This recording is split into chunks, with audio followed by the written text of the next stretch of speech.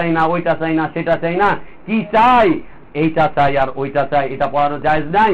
প্রথম শিখান আপনার সন্তানটাকে কুল হুয়াল্লাহু আহাদ, এই বাচ্চা তুমি বলো আল্লাহ এক এবং অদ্বিতীয়, আল্লাহর সাথে কোনো অংশীদার নেই, আল্লাহ কাউ থেকে জন্মগ্রহণ করেনি। এই বাচ্চা তুমি বলো আল্লাহ কাউকে জন্ম দেন না। এই বাচ্চা তুমি বলো আল্লাহর সাথে সাদৃশ্যপূর্ণ কেউ নেই। এই বাচ্চা তুমি বলো আল্লাহ হচ্ছেন এক এবং একক। এই শিক্ষা আপনার সন্তানটাকে দেন। এই শিক্ষা না দিয়ে বলছেন ঘোড়ার ডিম পড়ো, হাট্টিমা টিম টিম আর ঘোড়ার ডিম এটাই পড়ো। লা ইলাহা ইল্লাল্লাহ। বাচ্চাকে আবার সকাল বিকাল পিটানো হচ্ছে, এই কবিতা মুখস্থ করেছিস, কি কবিতা? আমার সোনার বাংলা। সোনার বাংলা ঠিক আছে, সোনার বাংলায় চোর বসবাস করে, ঠিক আছে সোনার বাংলায়।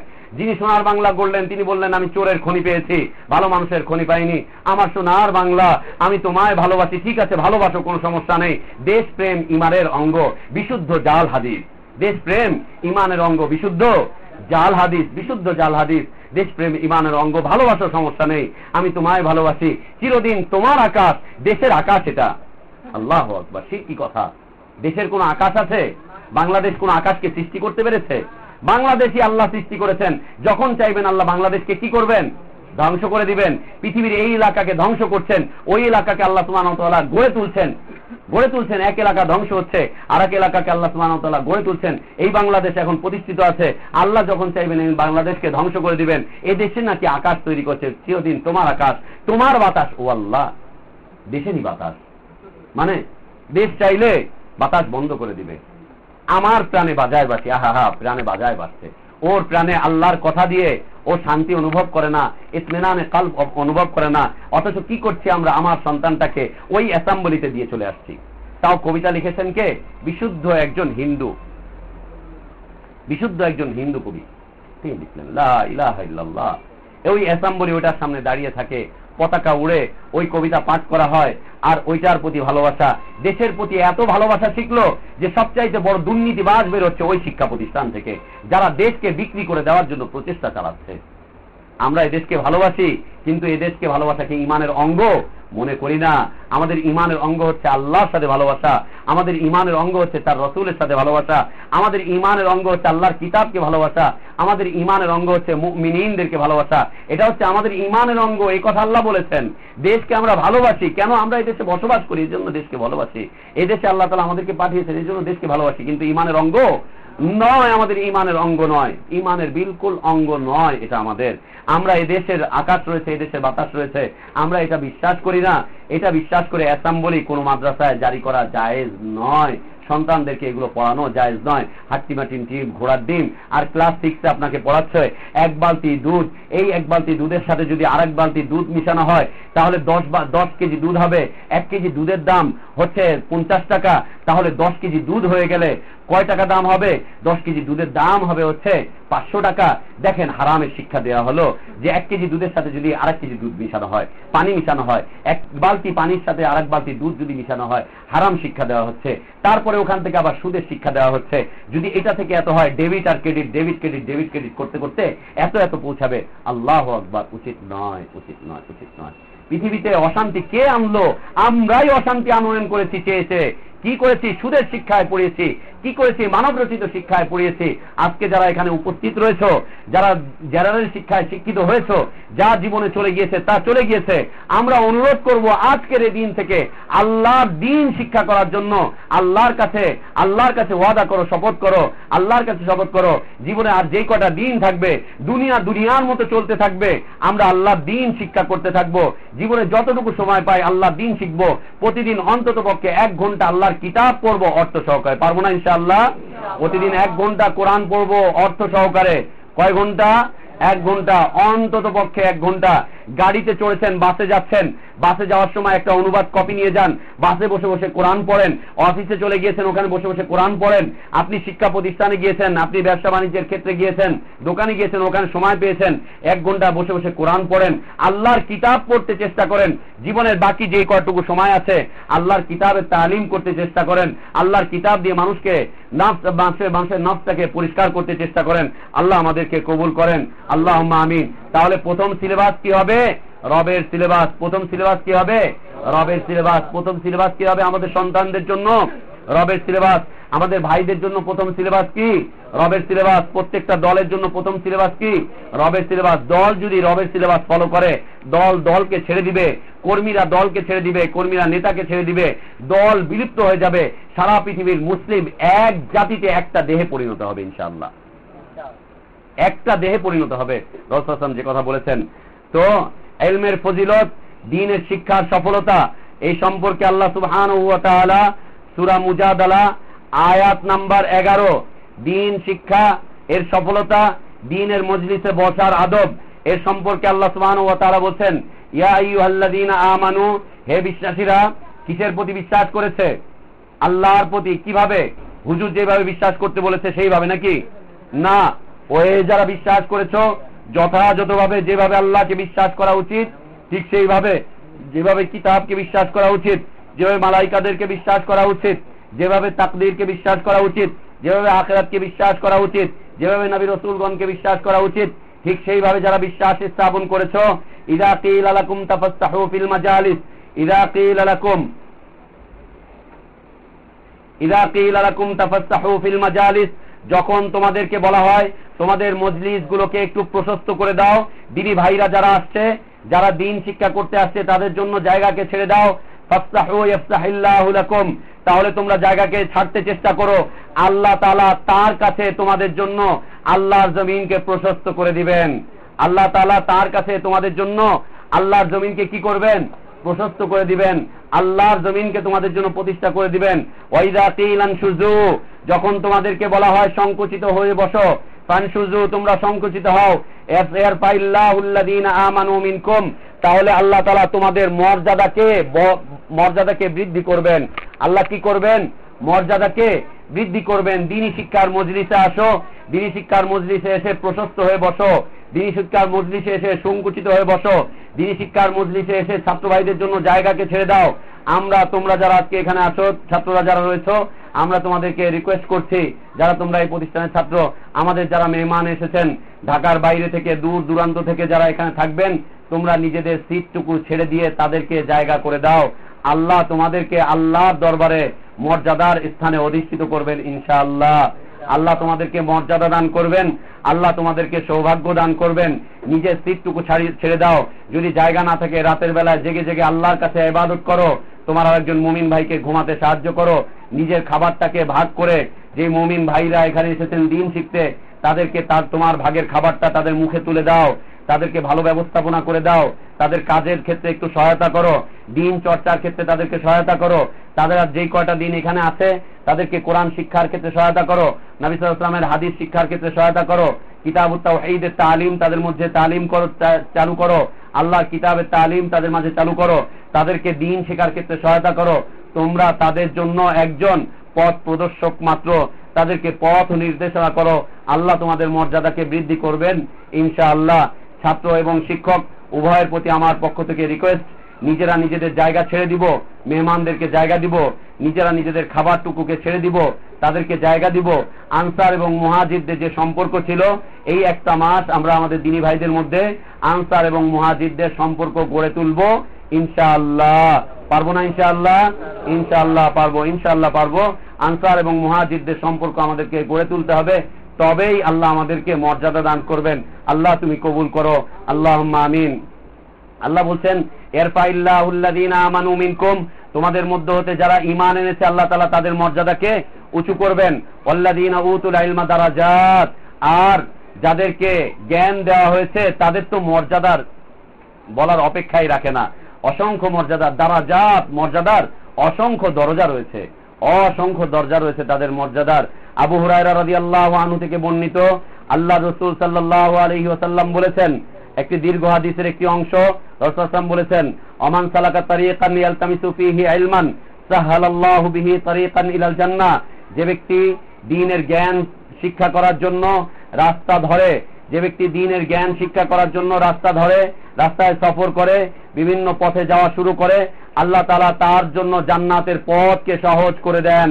অমাজতামা কওমুন ফি বাইতিন মিন বুয়ুতিল্লাহ, এবং যেই জাতি, অমাজতামা কওমুন, যে জাতি একত্রিত হয়, যে মানুষগুলো একত্রিত হয় আল্লাহর কোনো একটি ঘরে অথবা কোনো একটি বাড়িতে, তারা সেখানে কি করে? ইয়াতলুনা কিতাব আল্লাহ, আল্লাহর কিতাবের তিলাওয়াত করে, অবশ্যই অর্থ সহ।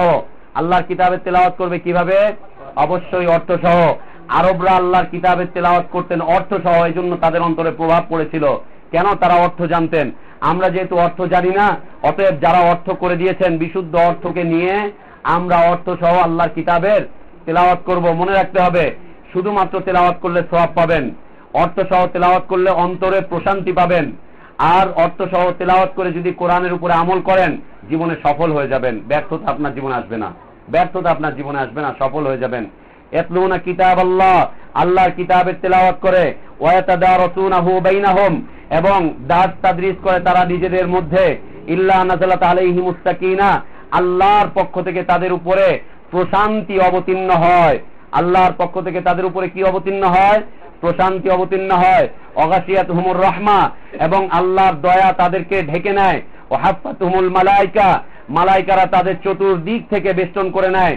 ওয়াযাকারাহুমুল্লাহু ফি মান ইনদাহুম, এবং আল্লাহ তাআলা তাদের ব্যাপারে কথোপকথন করতে থাকেন। আল্লাহর কাছে যে সমস্ত মালাইকারা রয়েছে তাদের কাছে আল্লাহ সুবহানাহু ওয়া তাআলা এদের ব্যাপারে প্রশংসা করতে থাকেন যে ওরা দ্বীন শিখছে, ওরা জ্ঞান চর্চা করছে, ওরা কিতাব পড়ছে, ওরা কিতাবের তালিম করছে। আমরা যারা এখানে আছি আমাদের দিনের একটা মুহূর্ত যেন নষ্ট না হয়ে যায়। মাত্র 22 দিন বা 24 দিন আমরা এখানে থাকবো, অতএব আমাদের সময়টুকু যেন নষ্ট না হয়। আল্লাহ আমাদেরকে তৌফিক দান করেন।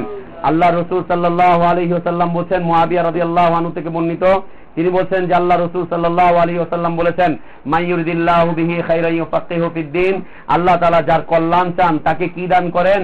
দ্বীনের জ্ঞান দান করেন, তাকে দ্বীনের জ্ঞান দান করেন। একজন ব্যক্তি মদিনা থেকে অনেক দূরবর্তী পথ সফর করে দামেস্কের মসজিদে আবু দারদা রাদিয়াল্লাহু আনহুর কাছে গিয়েছিলেন, সরাসরি তার মুখ থেকে আল্লাহ রাসূল সাল্লাল্লাহু আলাইহি ওয়াসাল্লামের হাদিস শোনার জন্য।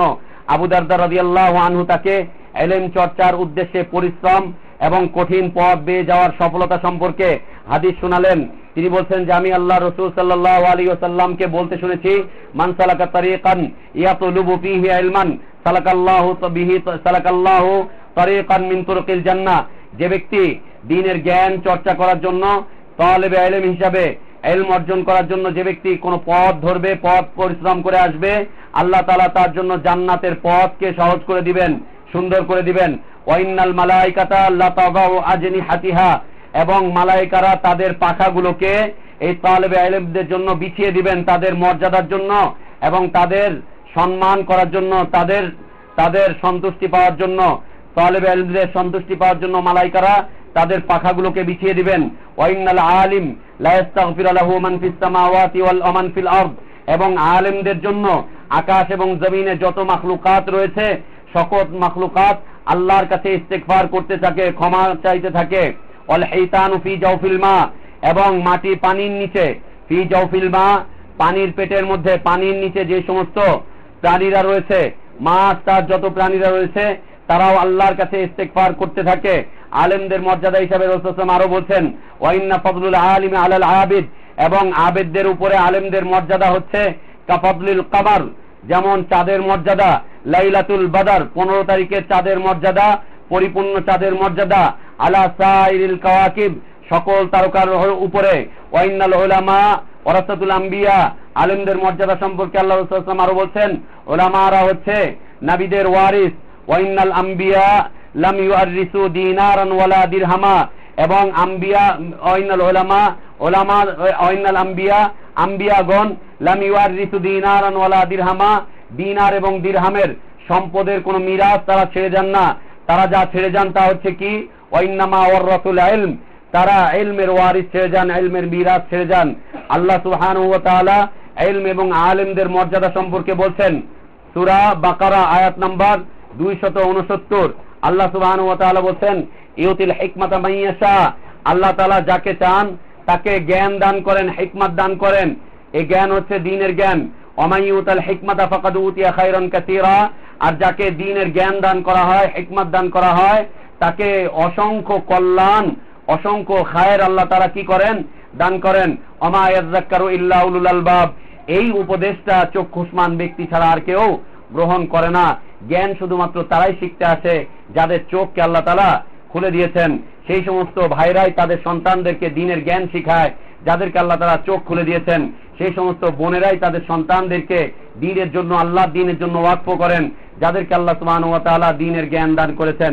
আল্লাহ সুবহানাহু ওয়া তাআলা সূরা আজ-জুমার আয়াত নাম্বার 9 তিনি বলেন, আম্মান ওয়া কানিতুন আনা আল-লাইলি সাজিদা ওয়া কাইমান ইয়াহযারুল আখিরাতা ওয়া ইয়ারজু রাহমাতা রাব্বিহি কুল হাল ইয়াস্তাবিল্লাযীনা ইয়ালামুন ওয়াল্লাযীনা লা ইয়ালামুন ইন্নামা ইয়াতাযাক্কারু উলুল আলবাব। আল্লাহ সুবহানাহু ওয়া তাআলা বলেন, আম্মান ওয়া কানিতুন আনা আল-লাইলি সাজিদা ওয়া কাইমান ইয়াহযারুল আখিরাতা ওয়া ইয়ারজু রাহমাতা রাব্বিহি, আল্লাহকে ভয় করে, আল্লাহর রহমতকে কামনা করে রাতের আধারে দাঁড়িয়ে থাকে আল্লাহ, এবং আখিরাতকে ভয় করে, আল্লাহর কাছে রহমত তলব করে। এরা কারা? আল্লাহ তাআলা বলছেন, কুল হাল ইয়াস্তাবিল্লাযীনা ইয়ালামুন, নবী তুমি তাদেরকে বলে দাও যে যারা জানে আর যারা জানে না, ওয়াল্লাযীনা লা ইয়ালামুন, যারা জানে না, হাল ইয়াস্তাওয়ি, তারা উভয় কি সমান?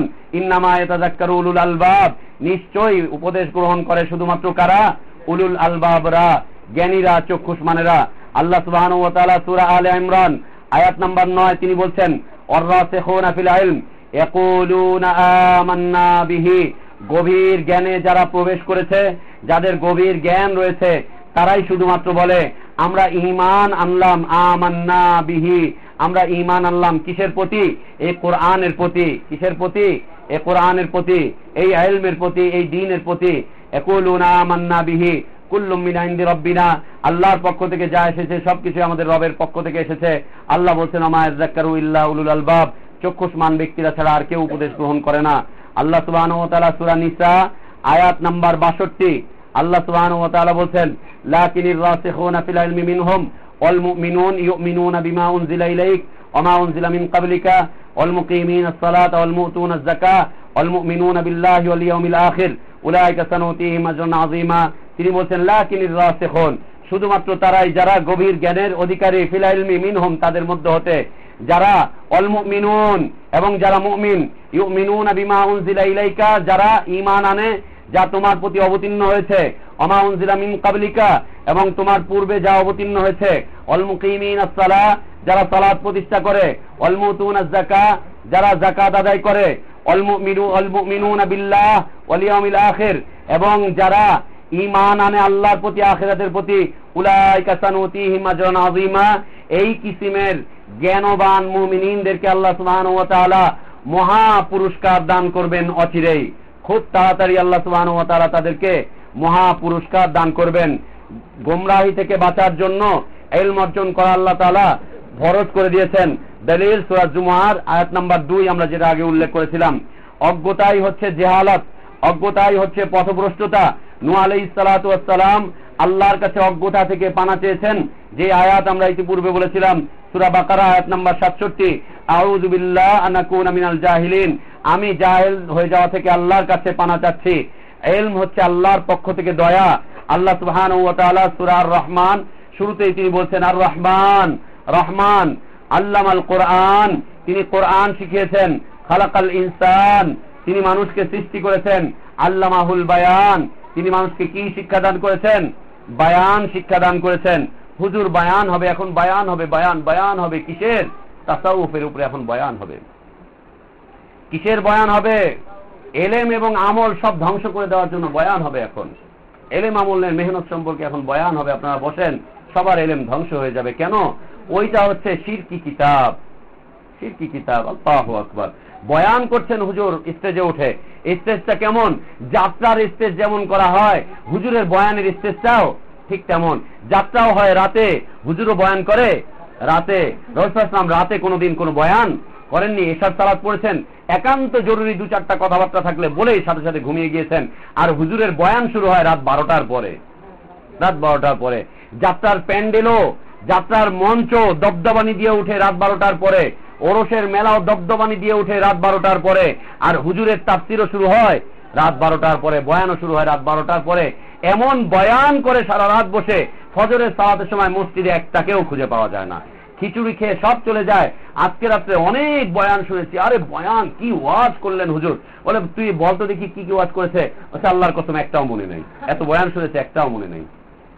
আল্লাহু আকবার। বেদাতি মাহফিল, রাত জেগে জেগে স্টেজ করে মাহফিল করা হচ্ছে, বেদাতি মাহফিল। দ্বীনের তালিম চলবে এইভাবে প্রত্যেকটা ঘরে ঘরে। কিভাবে? ঠিক এইভাবে প্রত্যেকটা ঘরে ঘরে, রাস্তায় রাস্তায় দ্বীনের তালিম চলবে রাসূল সাল্লাল্লাহু আলাইহি ওয়াসাল্লাম পদ্ধতি অনুযায়ী। প্রত্যেকটা মসজিদে মসজিদে আল্লাহর কালামের তালিম চলবে। নীল নীল কিতাবগুলোকে মসজিদ থেকে বের করে দিতে হবে। যে কিতাবের উপরে জুতোর মোহর লাগানো হয়েছে ওই কিতাবকে বের করে দিতে হবে। কিতাবের ভিতরে কোরআনের আয়াত, কিতাবের ভিতরে রাসূল সাল্লাল্লাহু আলাইহি ওয়াসাল্লামের হাদিস লেখা হয়েছে, আর উপরে লেখা হয়েছে জুতার একটা মোহর, জুতার একটা সিল। এই জুতো কে ব্যবহার করতেন? এই জুতো বুজুর্গ ব্যবহার করতেন। ইলিয়াস সাহেবের জুতোর মোহর লাগানো হয়েছে। লা ইলাহা ইল্লাল্লাহ বলা হচ্ছে রাসূল সাল্লাল্লাহু আলাইহি ওয়াসাল্লামের জুতা। রাসূল সাল্লাল্লাহু আলাইহি ওয়াসাল্লামের জুতা কোনোদিন এমন ছিল না, কখনো এমন ছিল না তার জুতা। লা ইলাহা ইল্লাল্লাহ। তো ওই জুতোওয়ালা নীল কিতাবগুলোকে মসজিদ থেকে বের করে দিতে হবে, আর আল্লাহর কিতাবের তালিম চালু করতে হবে। বুজুর্গের সন্তুষ্টি উদ্দেশ্যে লেখা কিতাবকে বের করে দিতে হবে, আল্লাহর কিতাবের তালিম চালু করতে হবে। ইলমবিহীন কোনো কথা বলাকে আল্লাহ সুবহানাহু ওয়া তাআলা নিষেধ করে দিয়েছেন, একেবারে নিষেধ করে দিয়েছেন। দলিল সূরা আল ইসরা আয়াত নাম্বার 36, আল্লাহ সুবহানাহু ওয়া তাআলা বলেন, ওয়ালা তাকফু মা লাইসা লাকা বিহি ইলম, তুমি দাঁড়িও না যে বিষয়ে তোমার জ্ঞান নেই। ইন্নাস সামা ওয়াল বাসার ওয়াল ফুআদ কুল্লু উলাইকা কানা আনহু মাসউলা, নিশ্চয় এই চোখ, এই অন্তর, এই সব কিছু, এই শ্রবণ শক্তি, সব কিছুকে আল্লাহর কাছে কি হবে? জিজ্ঞাসিত হবে। সব কিছু আল্লাহর কাছে জিজ্ঞাসিত হবে।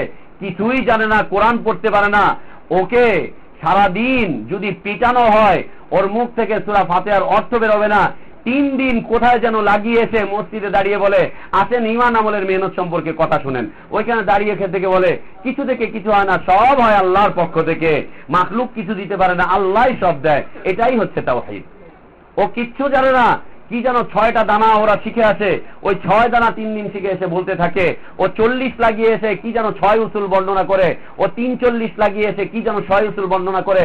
ও জানে না কোরআন, ও জানে না হাদিস, ও চেনে না রাসূল সাল্লাল্লাহু আলাইহি ওয়াসাল্লামের মক্কার জীবন, ও জানে না রাসূল সাল্লাল্লাহু আলাইহি ওয়াসাল্লামের মদিনার জীবন, ও রাসূল সাল্লাল্লাহু আলাইহি ওয়াসাল্লামের আখলাক জানে না, রাসূল সাল্লাল্লাহু আলাইহি ওয়াসাল্লামের আমল জানে না, ও রাসূল সাল্লাল্লাহু আলাইহি ওয়াসাল্লামের আকীদা জানে না, কিচ্ছু জানে না। ও মসজিদে দাঁড়িয়ে দাঁড়িয়ে তালিম করছে, বয়ান করছে। নিষিদ্ধ, একেবারে নিষিদ্ধ, একদম নিষিদ্ধ। আল্লাহর কসম, এই যে আজকে আলোচনা করছি, এই আলোচনা রেডি করতে সময় লেগেছে প্রায় 1 মাস, 1 মাসের মতো সময় লেগেছে এই আলোচনা রেডি করতে। গত বছর এই আলোচনা করেছি, এত বেশি আলোচনা ছিল না, সেই আলোচনা রেডি করেছি অনেক সময় লাগিয়ে। এই আলোচনা রেডি করতে অনেক সময় লেগেছে, জ্ঞান চর্চা করতে সময় লেগেছে, আয়াত হাদিসগুলোকে বুঝতে সময় লেগেছে, এগুলো তাফসীর জানতে সময় লেগেছে। আল্লাহর কসম করে বলছি, জ্ঞান চর্চা করা হচ্ছে ফরজ। এই জ্ঞান চর্চা না করে ছেলেপেলেদেরকে কোনো জায়গায় তালিম করা নিষিদ্ধ, একেবারে নিষিদ্ধ। আল্লাহ তাআলা নিষেধ করে দিচ্ছেন। ও কিচ্ছু জানে না, আজীবন গায়রুল্লাহর ইবাদত করেছে, এখনো সুদ খায়, ঘুষ খায়, বছরে 40 লাগায়, আর মানুষকে এসে দ্বীনের দাওয়াত দেয়, মানুষকে এসে দ্বীনের দাওয়াত দেয়। ও দুর্নীতি দমন কমিশনের চাকরি করে, ও সেরা দুর্নীতির পুরস্কার পায়, আর ও মানুষকে আল্লাহর দ্বীনের দাওয়াত দেয়। হারাম মাল দিয়ে ওর জীবন পরিচালিত হচ্ছে, ও মানুষকে আল্লাহর দ্বীনের দাওয়াত দেয়। ও না জানে তাওহীদ, না জানে সুন্নাত, না জানে হালাল, না জানে অন্য কিছু, ও জানে না কিছু। ও কি যেন শিখে এসে মানুষকে দ্বীনের দাওয়াত দিচ্ছে। আল্লাহ তাআলা নিষেধ করে দিয়েছেন, লা তাকফু মা লাইসা লাকা বিহি ইলম ইন্নাস সামা ওয়াল বাসার ওয়াল ফুআদ কুল্লু উলাইকা কানা আনহু মাসউলা। এই মুখ দিয়ে বলছো, এই অন্তর দিয়ে চিন্তা করছো, এই কান দিয়ে তুমি শুনছো, এই সব কিছুকে আল্লাহর সামনে কি হতে হবে? জিজ্ঞাসিত হতে হবে। আল্লাহ তাআলা জিজ্ঞাসা করবেন। ইলমের জন্য সফর করতে হবে, ইলমের জন্য সফর করতে হবে।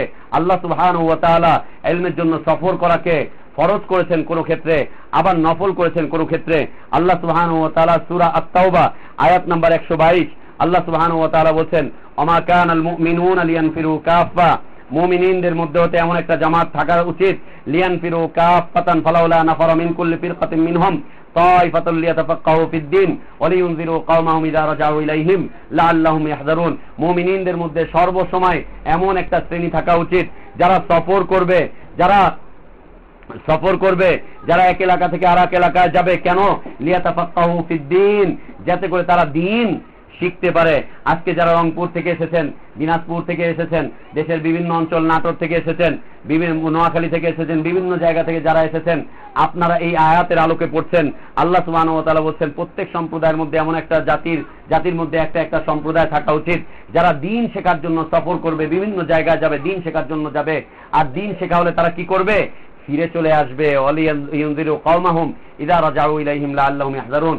ফিরে চলে আসবে তারা তাদের জাতির কাছে, এসে তারা তাদের জাতিকে দিন বুঝাবে, আল্লাহ সম্পর্কে ভীতি প্রদর্শন করবে, আখিরাত সম্পর্কে তারা তাদেরকে ভীতি প্রদর্শন করবে, আল্লাহ দ্বীনকে জানাবে, দ্বীনকে বুঝাবে। আল্লাহ সুবহানাহু ওয়া তাআলা আজকের এই আলোচনার সর্বশেষ আয়াত, সর্বশেষ দলিল, জিনদের তাবলীগ। ইলম ছাড়া তাবলীগ করা নিষিদ্ধ।